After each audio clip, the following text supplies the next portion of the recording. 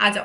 अब इसका ये सम, अब हमको ये सेल बनाने हैं। अब क्वेश्चन ऐसा आएगा कि हमारे पास टोटल इतनी मशीन है और इतने हमको प्रोडक्ट बनाने हैं, टोटल इतनी मशीन है, इतने प्रोडक्ट बनाने हैं, तो कैसे मैं अलग अलग तरीके से सेल बनाऊं, कैसे मैं अलग अलग तरीके से सेल बनाऊं कि भाई इतने मशीन का प्रोडक्ट इस सेट बनेगा और ऐसे मुझे सेल बनाने हैं कि सपोज ये 3 मशीन को साथ में रख दो और यहाँ पे 3 प्रोडक्ट बनाओ, 2 मशीन को साथ में रख दो और 2 प्रोडक्ट बनाओ, ऐसा मुझे सेल मैन्युफैक्चरिंग करना है, ऐसा मुझे सेल को बनाना है। तो इसके कुछ स्टेप्स है, assign binary weight, decimal equivalent, rank दो, रीअरेंज और रिपीट। कुछ समझ में नहीं आएगा जब तक हम न्यूमेरिकल नहीं करेंगे, तब तक आपको कुछ समझ में नहीं आएगा। ये सब कुछ आप बाद में पढ़ लेना, ये सब कुछ आप बाद में पढ़ लेना। एज सच इसकी अभी मैं जो सम करवा रही हूँ उसमें कोई रिक्वायरमेंट नहीं है। इसमें नीचे कुछ एनालिसिस वगैरह पूछा होगा तो उसके लिए शायद आपको ये पार्ट पढ़ना पड़े, अभी के लिए इस पार्ट को स्किप करेंगे। मैं आपको कैसे सेल बनाते हैं, कैसे सेल बनाते हैं उसका क्वेश्चन करवा रही हूँ। एंड माइंड इट मॉड्यूल में सिर्फ एक ही क्वेश्चन है, तो इसको ध्यान से करेंगे, इसका ही ढंग से प्रैक्टिस करके जाएंगे। ये एम क्या है, ये एम मशीन्स है, ठीक है। क्वेश्चन में दिया है कि एम मशीन्स है और ये जो पी जो है वो प्रोडक्ट है। तो टोटल हम हमारी कंपनी में 5 मशीन को यूज करके 5 प्रोडक्ट बनाते हैं, 5 मशीन को यूज करके और हम 5 प्रोडक्ट बनाते हैं। P01 मतलब requires processing eight M2 and M3। तो यहाँ पे देखो P01 में M2 भी लिखा है, M13 भी लिखा है, मतलब ये जो P101 प्रोडक्ट है, जो P101 प्रोडक्ट है उसको M2 मशीन में भी डालना पड़ता है और उसको M13 मशीन में भी डालना पड़ता है। पहले क्वेश्चन की टेबल क्या बोलती है ये समझो, पहले क्वेश्चन की टेबल क्या बोलती है ये समझो। क्वेश्चन की टेबल बोलती है हमारे पास ये 5 मशीन है, हमारे पास ये 5 मशीन है और हम 5 प्रोडक्ट बनाते हैं, और हम 5 प्रोडक्ट बनाते हैं। अब अगर मैं देखूं P107, अगर मैं देखूं P107 मतलब P107 को M13 मशीन भी चाहिए और M15 मशीन भी चाहिए, लेकिन P108 है वो तो सिर्फ और सिर्फ M7 मशीन से ही बन जाता है। अब आप मुझे बताओ, अब आप मुझे बताओ कि मैं कौन सी मशीन्स को साथ में रखूं और वहां कौन सा प्रोडक्ट बनाऊं, प्लस कौन सी मशीन्स को साथ में रख के वहां कौन सा प्रोडक्ट बनाऊं कि मेरा छोटे 2 सेल्स बन जाए और मेरा काम एकदम से फास्ट हो जाए। तो सबसे पहले ये स्टेप्स आपको हमेशा हमेशा फॉलो करने हैं। ये स्टेप्स फॉलो करके और आपका आंसर आएगा। ध्यान से सब सुनेंगे, ध्यान से सब सुनेंगे। तो देखो सबसे पहले हम इनको क्वेश्चन को एज इट इज लिख देंगे, क्वेश्चन को एज इट इज लिख देंगे। यहाँ पे मशीन्स और यहाँ पे हमारे प्रोडक्ट्स, यहाँ पे मशीन्स और यहाँ पे हमारे प्रोडक्ट। फिर हम स्टार्ट करेंगे सबसे पहले step number 1 that is assign binary weights, BW यानी step number 1 that is assign binary weights. Binary weights में कुछ नहीं करना है, सुनो जो बोल रही हूँ वो समझ लो, जो बोल रही हूँ वो समझ लो और आपका क्वेश्चन सॉल्व हो जाएगा। तो भाई बाइनरी वेट क्या बोलता है, बाइनरी वेट बोलता है सबसे पहले जो लास्ट कॉलम है, जो लास्ट कॉलम है उसको हम 1 देंगे, लास्ट कॉलम को हम बाइनरी वेट देंगे 1, फिर 1 को डबल करते जाएंगे। सो 1 का 2, 2 का 4, 4 का 8, 8 का 16, एक और होता तो 32 कर देते। तो हमको क्या करना है, एज इट इज क्वेश्चन को लिखना है, यहाँ पे मशीन यहाँ पे product, as it is question को लिखना है। फिर लास्ट कॉलम का, लास्ट कॉलम को हम 1 बाइनरी वेट देंगे, उसके बाद डबल करते जाएंगे। सो 1, 2, 4, 8 और 16 कर दिया। उसके बाद हमको क्या करना है, फिर हमको ये डेसिमल इक्विवेलेंट असाइन करना है। फर्स्ट चीज हमको यहाँ पे ये बाइनरी वेट देने हैं, उसके बाद हमको डेसिमल इक्विवेलेंट असाइन करना है। अब ये कैसे होगा, तो देखो सपोज ये प्रोडक्ट मशीन 2 है, सपोज मशीन 2 है, तो यहाँ पे इसके आगे कोई नंबर है क्या, इसके आगे कोई नंबर है, द आंसर इज नो। तो इसके नीचे क्या आ जाता है 16, तो यहाँ पे हम लिख देंगे 16। तो भाई जो मशीन 1 है, जो मशीन 2 है उसका बाइनरी वेट क्या आ जाएगा 16। मशीन 2 के सामने देखो कहीं पे कोई नंबर है क्या, अगर है तो उसके नीचे कौन सा बाइनरी वेट दिया है वो आपको यहाँ लिखना है। अब अगर मैं बात करती हूँ M7 की, तो M7 में यहाँ पे भी 1 है और यहाँ पे भी 1 है, मतलब इसके नीचे 8 और इसके नीचे 1, तो 8 + 9 मेरा डेसिमल इक्विवेलेंट, 8 + 1 मेरा डेसिमल इक्विवेलेंट 9 आ जाएगा। धीरे धीरे वापस से बता रही हूँ, ध्यान से सुनेंगे मेरे साथ साथ। ऐसा हो तो रफ में लिखते जाओ, आपका क्वेश्चन सॉल्व हो जाएगा। मेरे साथ साथ रफ में लिखते जाओ। एक काम करती हूँ, मैं आपके साथ सॉल्व भी करवा देती हूँ। चलो, not using this already solved solution, हम साइड में लिख के इसको सॉल्व कर लेते हैं, बिकॉज आपको कंफ्यूजन होगा और होगा ही।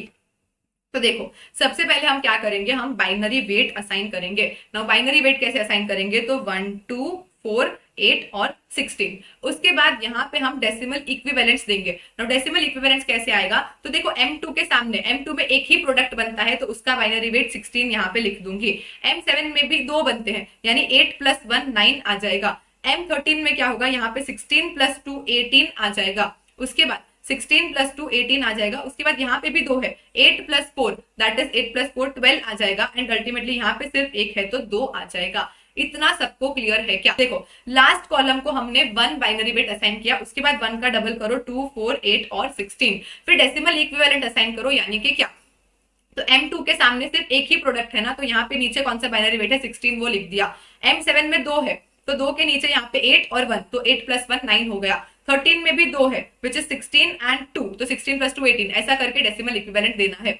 उसके बाद हम रैंकिंग देंगे, तो सबसे फर्स्ट रैंक मिलेगा 18 को, सेकंड रैंक मिलेगा 16 को, डिसेंडिंग ऑर्डर में रैंकिंग देना है। सो 18 को 1, 16 को 2, फिर 12 को 3 दे देंगे, 9 को 4 और 2 को 5, ऐसे हमको रैंकिंग देना है। सबसे जो बड़ा नंबर है उसको हम क्या करेंगे, उसको हम रैंकिंग दे देंगे। अब ये रैंकिंग देने के बाद हम फिर से टेबल बनाएंगे। तो फिर से टेबल में हमको प्रोडक्ट तो वही रखने हैं, P101, 104, 105, 107 और 108। प्रोडक्ट तो हमको फिर से वही रखने हैं जो ओरिजिनल क्वेश्चन में थे। अब यहाँ पे ये जो मशीन्स लिखी है इनको हम रीअरेंज करेंगे। हमने रैंक 1 किसको दिया है, M13 को, तो हम सबसे पहले M13 लिखेंगे। हमने किसको रैंक 1 दिया है, M13 को, तो सबसे पहले हम M13 लिखेंगे। सेकेंड रैंक मिला है M2 को, तो सेकेंड हम लिखेंगे M2। थर्ड रैंक मिला है किसको, M13A को, तो हम यहाँ पे लिख देंगे M13A। फिर फोर्थ रैंक किसको मिला है, फोर्थ रैंक मिला है M7 को, तो यहाँ पे हम लिख देंगे M7। और फिफ्थ रैंक किसको मिला है, M15 को, तो लास्ट में हम लिख देंगे M15। ये हमने फिर से एक नया टेबल बनाया। अब फिर से आपको इस टेबल में 1-1 खुद से भरना पड़ेगा। कैसे भरोगे 1-1, तो देखो मशीन 13 P101, भाई मशीन 13 में जब मैं आती हूँ तो P101 और 107 में 1 लिखना है, तो 101 और 107 में मैंने 1 लिख दिया। ऐसे आपको पूरा टेबल फिर से बनाना पड़ेगा। M2 देखो, तो M2 में तो एक ही प्रोडक्ट बनता है, तो यहाँ पे मैं 1 लिख दूंगी। फिर फिर M13A देखना है, तो 13A में 104 और 105,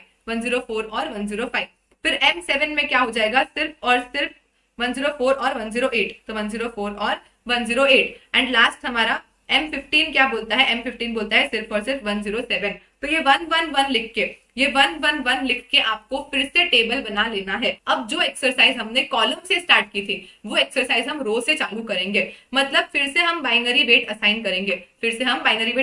यहाँ पे 1, 2, 4, 8 और 16 फिर से बाइनरी वेट असाइन करेंगे, दैट इज 1, 2, 4, 8 और 16। नाउ डीई वाला कॉलम, ऊपर हमने क्या किया था, नीचे बाइनरी वेट असाइन किए, फिर यहाँ डीई बनाया था। अब हम यहाँ से बाइनरी वेट्स असाइन करेंगे एक बार रीअरेंज करने के बाद, और डीई कॉलम बनाएंगे। तो अब डीई कॉलम क्या बोलता है, यहाँ पे और यहाँ पे 1 है, मतलब 16 + 8, व्हाट इज 16 + 8, तो 24।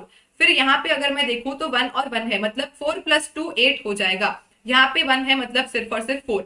यहाँ पे 1 और 1 यानी 17, और यहाँ पे लास्ट में 1 है यानी 2। यहाँ तक किसी को डाउट है क्या? डीई मैंने क्या किया, बाइनरी वेट में कुछ सोचना नहीं है, 1, 2, 4, 8, 16 असाइन कर दिया। फिर मैं डीई में आई, डीई में मुझे क्या करना है, कहाँ कहाँ 1 लिखा है उसके सामने क्या बाइनरी वेट है उसका बस टोटल करते जाओ। तो यहाँ और यहाँ 1 है इस कॉलम में, मतलब 16 + 8 24। यहाँ और यहाँ 1 है, मतलब 4 + 2 8। यहाँ 1 है, मतलब 4। यहाँ और यहाँ 1 है, मतलब 17। तो ये हमारा डीई बन गया। अब हम फिर से रैंकिंग देंगे, तो 24 सबसे बड़ा नंबर है, मतलब रैंक 1। उसके बाद सेकंड बड़ा नंबर है 17, यानी रैंक 2। फिर 8 को 3, 4 को 4 और 2 को 5 रैंक मिल जाएगा। यहां तक समझ में आ गया। फिर से डीई असाइन करके फिर से रैंकिंग दे देंगे। अब हम क्या करेंगे, अब हम फिर से ये टेबल बनाएंगे इस रैंक के हिसाब से। अब मशीन तो हमारी सेम रहेगी जो पहले थी, तो M13, M2, then 13A 7 15, 13A 7 और 15। मशीन जो यहाँ पे थी वो सेम ही रहेगी। अब प्रोडक्ट को रीअरेंज करेंगे रैंक के हिसाब से। तो रैंक 1 किसका है, P101 का। फिर रैंक 2 किसका है, तो रैंक 2 है 107 का। ऐसा हम फिर से इनको रीअसाइन करेंगे। ये एक्टिविटी हम कंटिन्यू करते ही जाएंगे जब तक हमारा बाय डिफॉल्ट रैंक यहाँ पे 1 2 3 4 5 नहीं आ जाता है। अब वापस नहीं करवा रही, बहुत ज्यादा टाइम लग जाएगा। तो देखो फर्स्ट स्टेप हमने क्या किया, हमने स्टार्ट किया। इतना हमको क्वेश्चन में दे रखा है। सबसे पहले शुरू करेंगे बाइनरी वेट असाइन करने से। बाइनरी वेट कैसे असाइन होता है, तो 1 2 4 8 और 16, कुछ नहीं सोचना है, 1 2 4 8 और 16 करते जाना है। कुछ नहीं सोचना है, 1 2 4 8 और 16 करते जाना है। उसके बाद 1 2 4 8 16 करने के बाद यहाँ पे हम डेसिमल इक्विवेलेंट असाइन करेंगे। मतलब देखो M2 के सामने डालना है ना, तो M2 के सामने कहाँ पे 1 है, सिर्फ और सिर्फ यहाँ पे, तो यहाँ पे हम 16 लिख देंगे। फिर यहाँ पे M7 में यहाँ और यहाँ 1 है, मतलब 8 और 1, 8 और 1 हो जाएगा 9। उसके बाद यहाँ पे 1 और 1 है, मतलब 16 और 2, 16 और 2 हो जाएगा 18। ऐसा करके डेसिमल इक्विवेलेंट असाइन करेंगे। अब सबसे बड़े नंबर को हम 1 रैंक देंगे, फिर 1 2 3 4 5 रैंक दे देंगे। रैंक देने के बाद हमको प्रोडक्ट तो सेम ही रखने हैं, बाइनरी वेट प्रोडक्ट को असाइन किया था वो तो सेम ही रखना है। अब रैंक के हिसाब से हम यहाँ मशीन को लिखने का तरीका बदल देंगे। जिसका रैंक 1 था उसको हम सबसे ऊपर लिखेंगे और फिर से पूरा टेबल बनाएंगे। फिर से पूरा टेबल बनाने के बाद अब हम इधर बाइनरी वेट देंगे। पहले हमने यहाँ पे उल्टे से बाइनरी वेट्स दिए थे, अब हम यहाँ पे बाइनरी वेट्स देंगे, विच इज 1 2 4 8 और 16, विच इज 1 2 4 8 और 16। अब सेम एक्सरसाइज करेंगे डेसिमल इक्विवेलेंट असाइन करने वाली। मतलब यहाँ पे असाइन करना है तो 1 और 1 है, मतलब 16 प्लस 8 24 आ जाएगा। इधर और इधर क्या है 4 और 2, मतलब 6 आ जाएगा। ये करके फिर से डेसिमल इक्विवेलेंट असाइन किए और रैंकिंग दे देंगे, और रैंकिंग दे देंगे तो यहाँ पे 24 1 बन जाएगा, फिर 17 2 बन जाएगा, 6 3 बन जाएगा, 4 और 5। यहाँ पे हमने क्या किया, फिर से वेट दे दिए। फिर से वेट देने के बाद अब हम प्रोडक्ट को रीअरेंज करेंगे। यहाँ पे 1 था मतलब 101 सबसे पहले, यहाँ पे 2 था मतलब क्या हो जाएगा कि हमारा 107 सेकंड आ जाएगा। ऐसे हमको फिर से प्रोडक्ट, अब फिर से यहाँ से बाइनरी वेट देना चालू करेंगे, 1 2 4 8 16, फिर से 1 2 4 8 16 देंगे, डेसिमल इक्विवेलेंट असाइन करेंगे। और अब देखो बाय डिफॉल्ट हमारा आंसर 1 2 4 5 3 आया है, 1 2 4 5 3 आया है। तो इसको 1 2 3 4 5 के हिसाब से फिर से अरेंज करेंगे, फिर से यहाँ से उल्टे बाइनरी वेट देंगे। अब आप देखोगे तो बाय डिफॉल्ट हमारे रैंक 1 2 3 4 5 आ चुके हैं, मतलब और रीअरेंजमेंट की पॉसिबिलिटी नहीं है। ये इसको रीअरेंज करूंगी तो भी यही बनेगा, और रीअरेंजमेंट पॉसिबल नहीं है। तो आप खुद से देखो यहाँ पे 2 सेल बन चुके हैं, आप खुद से देखो यहाँ पे ये 1 1 1 के 2 सेल बन चुके हैं। मतलब हम पहला सेल ऐसा बनाएंगे जिसमें ये 3 मशीन रहेगी, जिसमें ये 3 मशीन रहेगी और ये 2 प्रोडक्ट। दूसरा सेल ऐसा बनाएंगे जिसमें ये 2 मशीन रहेगी और ये 3 प्रोडक्ट बनेंगे। तो हमारे ऑप्टिमम सेल बन जाएंगे, तो हमारे ऑप्टिमम सेल बन जाएंगे। तो भाई क्लस्टर 1 में ये 2 पार्ट बनेंगे, 3 मशीन पड़ी रहेगी, ये 2 पार्ट बनेंगे और 3 मशीन पड़ी रहेगी। और क्लस्टर 2 में 3 प्रोडक्ट बनेंगे और 2 मशीन पड़ी रहेगी।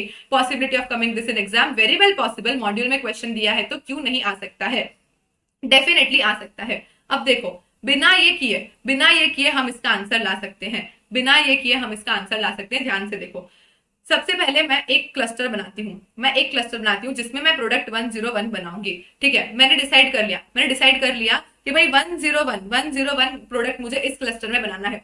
तो 101 बनाने के लिए मुझे M2 और M13 चाहिए, तो मतलब मशीन 2 और मशीन 13 तो मुझे इसी क्लस्टर में रखना पड़ेगा, मुझे कोई डाउट नहीं है।